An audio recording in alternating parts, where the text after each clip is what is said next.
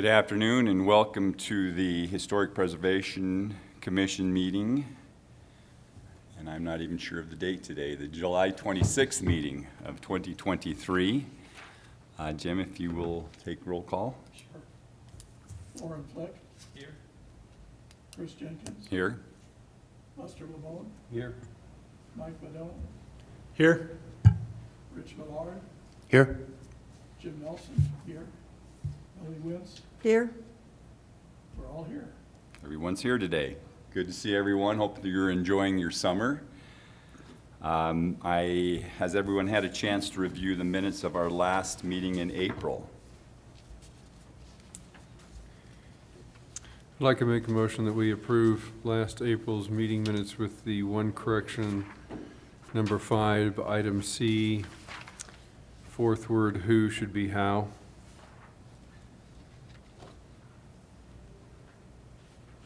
Oh, approval. That's my motion. Do we have a second? Second. And Jim, go ahead and take roll call, please. How do you vote? Lauren Fleck?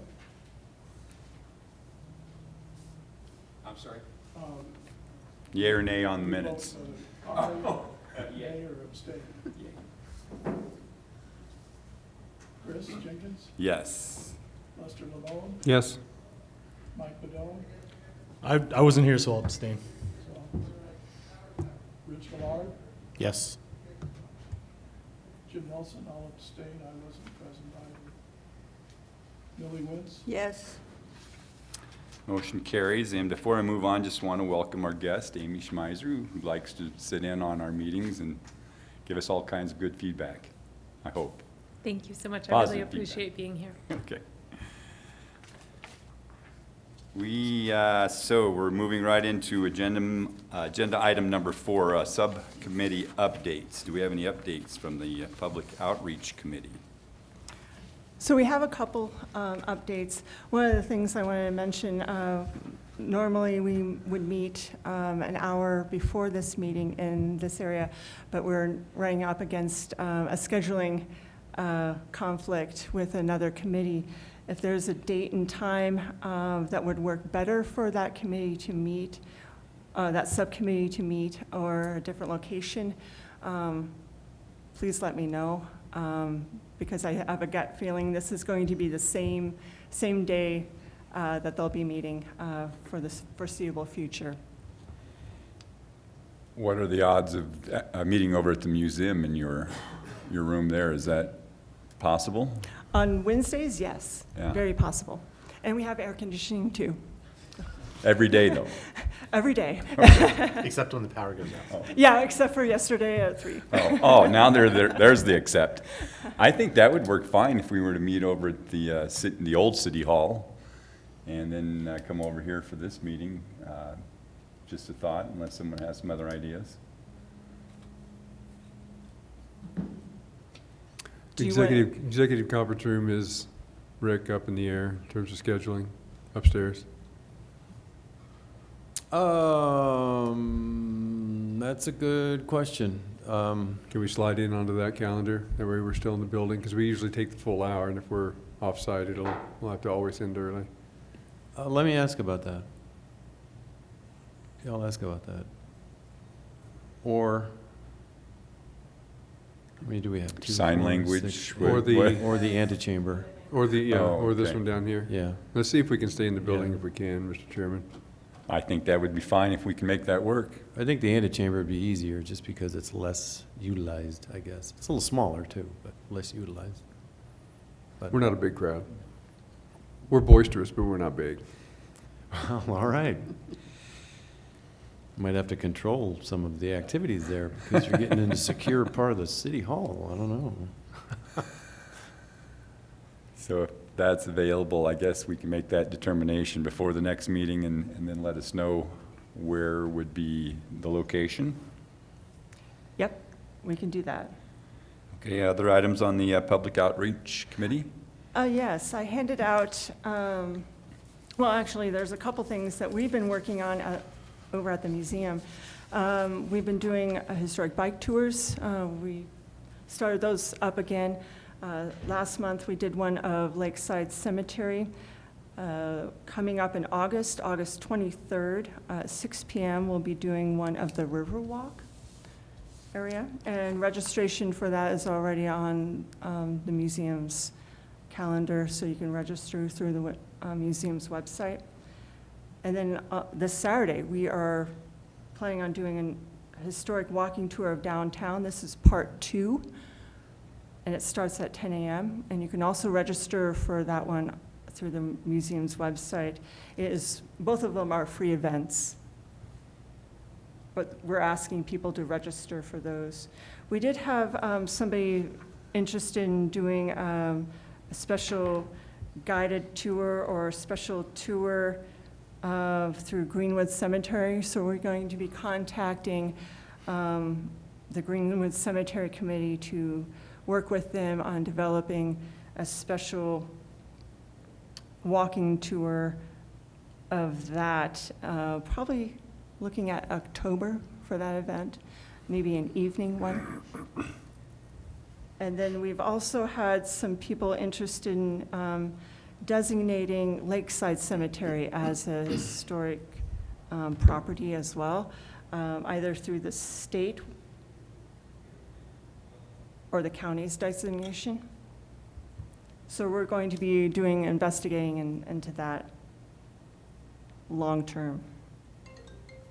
The museum staff is working on an exhibit relating to schools of this area, schools that are still standing but no longer functioning as schools. St. Scholastica, the Abbey, Madison, South Canyon High School or Wilson Junior High, 4 Mile. We're planning on developing that and having that up by the fall. So those are some of the things that the museum staff has been working on in terms of historic preservation. How has the turnout been for your walking and the other tour? Our historic bike tour was full. We had to limit the amount of people, especially for those bike tours in the cemetery, just because of the pathways, and we didn't want a lot of bikes on the grass. We're limiting them to about 25 to 30 people max. So far, our walking tour for the Saturday, we still have a lot of spots open. So if you know of anybody that's interested in doing that, it is this Saturday at 10 a.m. and it's free. Where does it start? Just start at the They start at the museum. Okay. Yeah, except for the bike tours. When somebody registers for those, we send out an email for where to meet. Thank you. Is there a flyer on that, Lisa? For the walking tour, yes. Yes. I have one right here. Do we have the, we could put those out on our e-blast at the chamber. Okay. Yeah. generates a Normally, lot we of- do press releases at least, we try to get them out at least 2 weeks in advance. I think the chamber is on that list. We'll double check to make sure that that's. Double check that, yeah, Yep. because we've updated emails and I see a lot of people are still Okay. sending to the old canyoncity.com.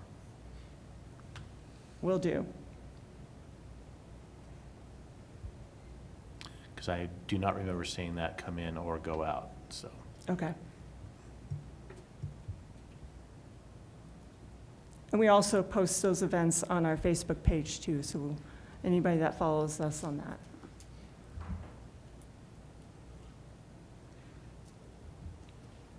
Is that everything on the Public Outreach Committee? I think possibly another opportunity for public outreach would be what I just saw on the city's website, the Main Street Creative Crossroads pilot program. That might give us a fun opportunity to introduce some of the historic aspects of downtown through a crossroad, through a crosswalk, to enlighten people about what's going on and grab their attention. We need further discussion, I think, but the application deadline is August 11th, so we need to begin to move if it's something that we think would be an opportunity for us. Yeah, I have a sample of the application form right here. I was going to mention that in upcoming announcements as well. So, yeah, if you're interested, let me know. There's certain restrictions in terms of color, and I'm not quite sure about design quite yet, but I think there's, I believe it's anything that's trademarked cannot be used. So, yeah, it looks like cannot contain any octagons, triangles, or other shapes that can be confused with standard traffic control devices. And that deadline is just in a few weeks, correct? Is Yeah, that what you August said? 11th. Yeah, the deadline is by midnight, Friday, August 11th. Probably the thing we'd want to consider is what we would suggest as a topic or a location that would be of interest and something that could be inspired through a crosswalk. Okay, anything else in public outreach?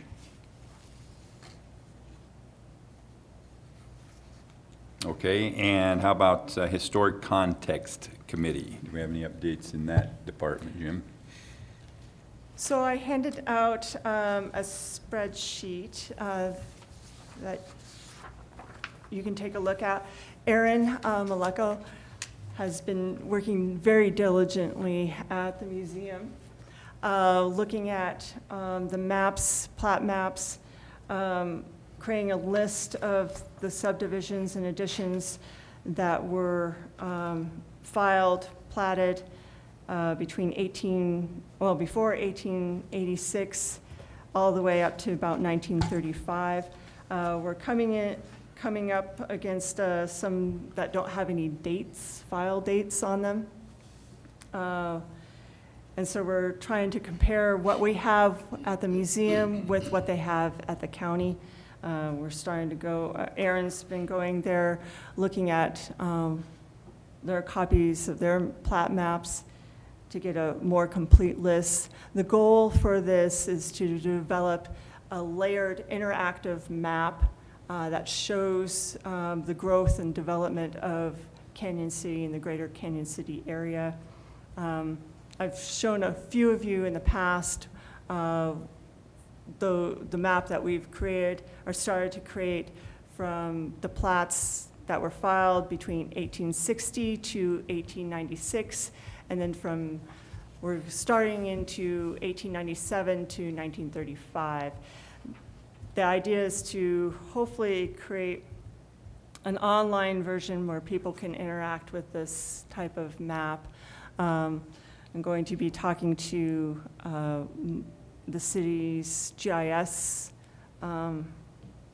individual, Mike, to see what we could do, what he could do in developing this with pinpointing exact dates, names, changes over time. It's very interesting.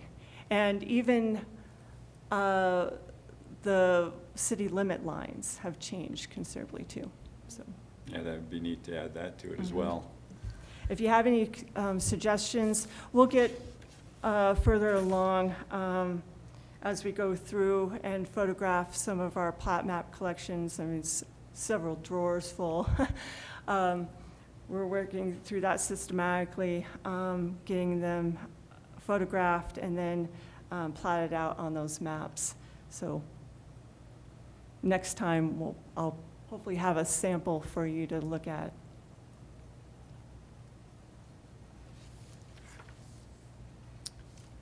And anything else in the Historic Context Committee?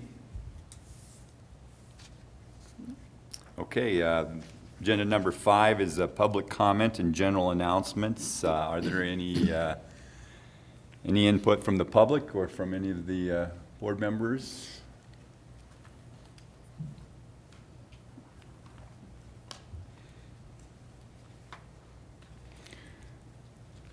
If not, I guess this was a short meeting, but it's important, I think, for us to be together. Oh, I do have one announcement. Through the CLG portal, there's going to be a weekend, I think a 3-day online saving, or I shouldn't say online, Saving Places workshop in La Junta. And it's a free event, August 25th through the 27th. You can register online through the CLG portal. Various different workshops that you can attend for free. I think there's one that is like $30. I think there's going to be a walking tour of La Junta downtown area. So if you're interested in that, you can do that through the CLG portal. is it still open to attend in person? Yes, all of it is in person. In person. So I'm glad you brought that up, Yeah. because we talked extensively about what's going on with Historic Colorado and Saving Places, and they're hosting it in La Junta this year. And I think that it might be a nice idea to even maybe get our name in the mix for another year or two down the road. But to get the state organization aware of who we are and where we are and what we have.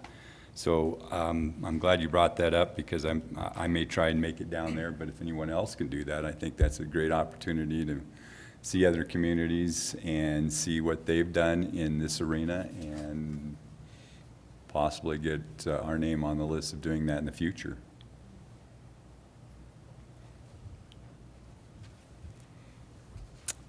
Anything else? Anyone else have anything? I guess that's, if there is no further business, I will adjourn this meeting.